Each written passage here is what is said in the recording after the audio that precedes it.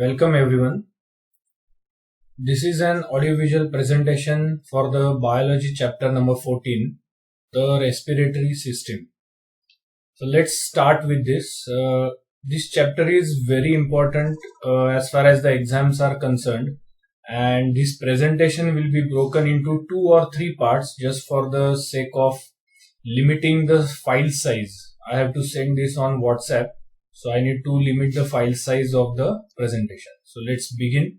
You can follow along the presentation. You can have your textbook and your notebook open as well to take notes.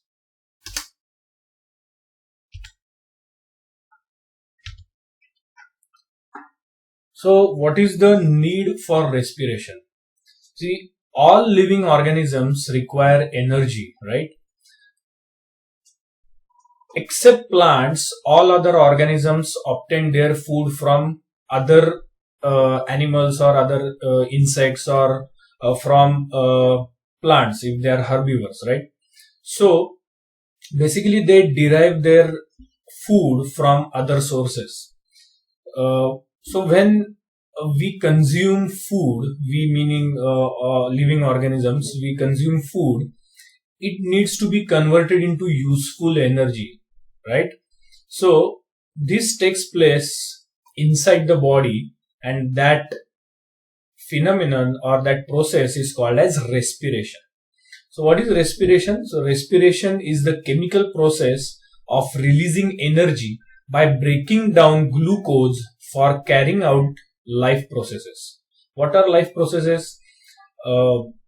Digestion, nervous control and coordination, working of all internal organs, right? Writing, playing, reading, all physical activities. These are all life activities and some life processes also. So respiration is a vital process in all living organisms. So what is respiration basically is when we eat food, basically it is glucose. It's all the food is converted into glucose. Then glucose combines with oxygen. We are going to see this in detail. Oxygen from the air. When they combine, so these are the reactants. We get 3 products right here. So first product is carbon dioxide, which we exhale. The second is water in the form of water vapor, H2O, which is also released outside the body. And then we get energy. So energy is usually in 2 forms. One is heat energy, which is most of the times released out of the body, and other is in the form of ATP, adenosine triphosphate, which is useful for the cells in our body. So this is how we can represent the energy equation. So we have C6H12O6 glucose plus 6O2 oxygen gives 6 CO2 plus 6 H2O plus energy. Correct? So I can write this equation here like this. C6H12O6, this is glucose, plus 6 molecules of oxygen give 6 molecules of carbon dioxide plus 6 molecules of water plus useful energy. Correct? This is what is important for life processes. So now let's go to the next slide. So what's required, as we have seen before, required is food, that is glucose, and oxygen, right, from the air. What is produced? Carbon dioxide, energy, that is ATP, and water in the form of water vapor, right?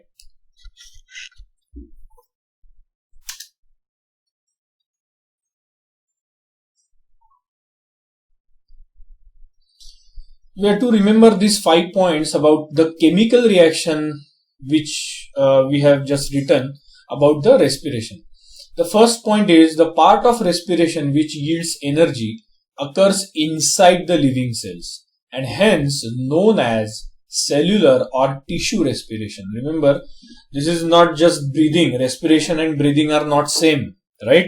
They are two different things. Respiration is a broader term, whereas breathing is just the mechanical process or a physical process which we do. So respiration usually occurs inside the living cells of our body, and that is why it is termed as cellular or tissue respiration. Second point is breaking down of glucose into carbon dioxide and water occurs in a series of chemical steps. It does not occur in single step, but there are series of chemical steps. Some steps occur in cytoplasm, jelly-like substance in the cell, and some occur in the mitochondria. You all know what mitochondria is. It is the powerhouse of the cell, right? The third point is enzymes help in each breakdown step. So there are enzymes which help in breaking down the food. Fourth, the energy released in two forms, heat, right? And second is ATP, adenosine triphosphate. ATP is the energy currency of the cell, which we use to perform daily activities or even life processes. The essential steps of cellular respiration are same in plants and animals. So in this chapter, we are going to focus on human respiratory system in the next part. But before that, we are going to study the parts which are common to plants and animals. So why do we need energy? By we, I mean to say living organisms, right? Not just we as humans. So to synthesize proteins from amino acids, right? Whatever we eat, they should be digested, it should be absorbed, assimilated in the blood, and it should be converted into useful form of energy. So synthesizing means making of proteins inside the body. To produce enzymes, as we have learnt in the previous chapters in biology, that enzymes are like catalysts. They take part in conversion process. They help in digestion and so on and so forth. For contraction of muscles for movement, as living organisms, we need to locomote. We need to move our muscles. We need contraction and relaxation of muscles. Fourth point is for conduction of electrical impulse in a nerve cell. We all know that nervous system consists of nerve cells or neurons. They conduct impulses from brain to the other parts or from the sensory organs to the brain or even spinal cord. So we need energy for that. For production of new cells by cell division, for basically for growth, repair, the damage of worn out tissues and cells, we need energy for that. In case of warm-blooded animals, energy is needed in the form of heat to keep the body warm. As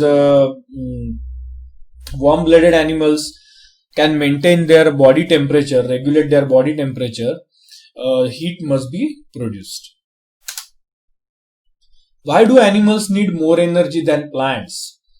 It's very obvious that animals have to move from place to place in the search of food or to escape from their predators like deers, and some herbivores have to escape from the carnivores like lion, tiger, cheetah.